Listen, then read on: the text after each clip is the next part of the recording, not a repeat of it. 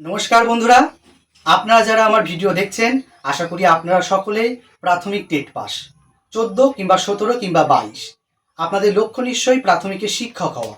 তার জন্য নিশ্চয়ই আপনারা প্রস্তুতি নিচ্ছেন প্রাথমিক শিক্ষকের ইন্টারভিউয়ের জন্য।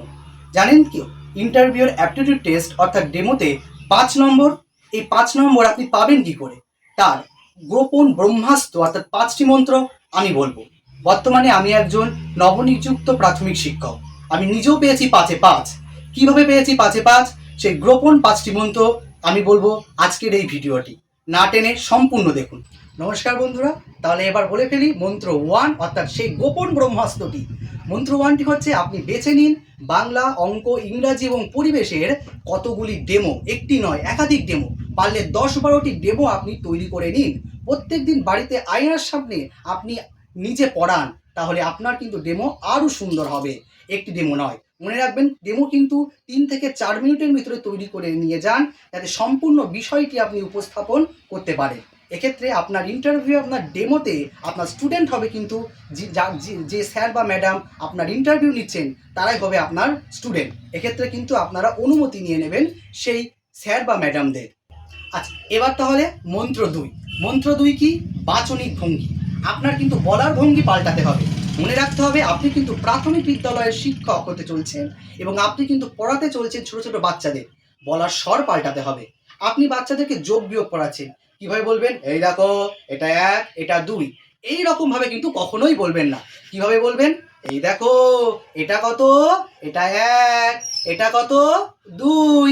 এইরূপভাবে কিন্তু বাচনিক ভঙ্গি আপনাকে পাল্টাতে হবে। মনে রাখতে হবে আপনিও কিন্তু বাচ্চাদের সাথে শিশু সুলভ এবং বন্ধুর মতো পড়াচ্ছেন। মন্ত্র 3। মন্ত্র 3 কি? টিএলএম ব্যবহার। টিএলএম কিন্তু এক্ষেত্রে আপনার অন্যতম টিএলএম কিন্তু বোর্ড। আপনি কিন্তু অবশ্যই আপনার ইন্টারভিউয়ে বোর্ডের ব্যবহার অবশ্যই করবেন এই ডেমোতে, না হলে কিন্তু নম্বর অনেক কমে যাবে। এক্ষেত্রে আপনি আরও কিছু টিএলএম ব্যবহার করতে পারেন। বলতে পারেন টিএলএম পাবো কোথায়? টিএলএম তো নিয়ে যাওয়ার কোনো অনুমতি নেই, তবে বুদ্ধি খাটিয়ে কিন্তু টিএলএম আপনি ওখান থেকেই পেয়ে যেতে পারেন।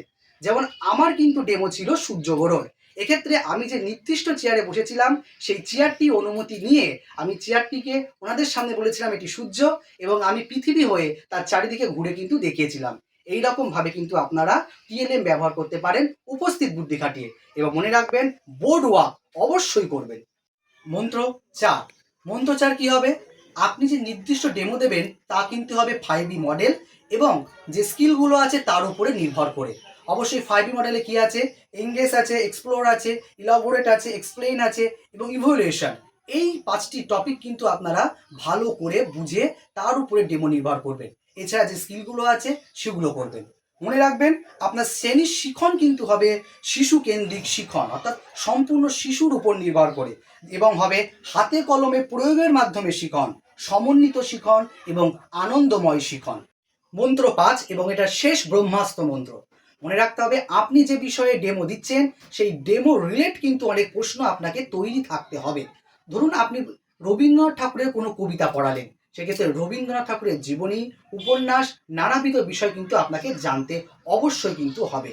এছাড়া আপনি যদি পড়াতে চান সূর্যগ্রহণ, এক্ষেত্রে সূর্যগ্রহণের ইংলিশ নামটি কি, সূর্যগ্রহণ কখন হয়, কেন হয়, সব জায়গায় কেন হয় না, এই তথ্য অনুসন্ধান প্রশ্ন করবেন। অর্থাৎ যে বিষয়ে আপনি ডেমো দিচ্ছেন সেই ডেমো রিলেট আর কি কি প্রশ্ন হতে পারে সেই প্রশ্নগুলো কিন্তু অবশ্যই জানবেন। এবং যে ডেমোটি দিচ্ছেন ডেমোর ইংলিশ নামটা কি, সূর্যগ্রহণ দিলে সূর্যগ্রহণের নাম কি, সালোক সংশ্লেষ দিলে সালোক সংশ্লেষের ইংলিশে কি বলে, এই নামগুলো জেনে যাবেন এবং এর বানানগুলো কিন্তু অবশ্যই জেনে যাবেন। তাহলে বন্ধুরা, ভিডিওটি যদি ভালো লাগে তাহলে আমার এই আগামী শিক্ষক চ্যানেলটি আপনারা অবশ্যই সাবস্ক্রাইব করুন এবং বেল বাটন প্রেস করুন, তাহলে যখনই আমি নতুন ভিডিও আরও আনবো আপনারা দেখতে পারবেন। মনে রাখবেন বন্ধুরা, আমি কিন্তু ক্রমাগত এই রকম আরও ভালো ভালো ভিডিও ছাড়বো, যা কিন্তু আপনারা উপকৃত হবেন, এবং এগুলো সব হবে নন পেইড। এবং আমি কিন্তু আপনারা চাইলে আমি কিন্তু গুগল মিটেও ডেমো ক্লাস কিন্তু নিতে পারি আপনাদেরকে, তা কিন্তু হবে সম্পূর্ণ বিনামূল্যে। এবং আপনাদের আরও কি বিষয়ে ভিডিও চাই কমেন্ট বক্সে লিখে জানান।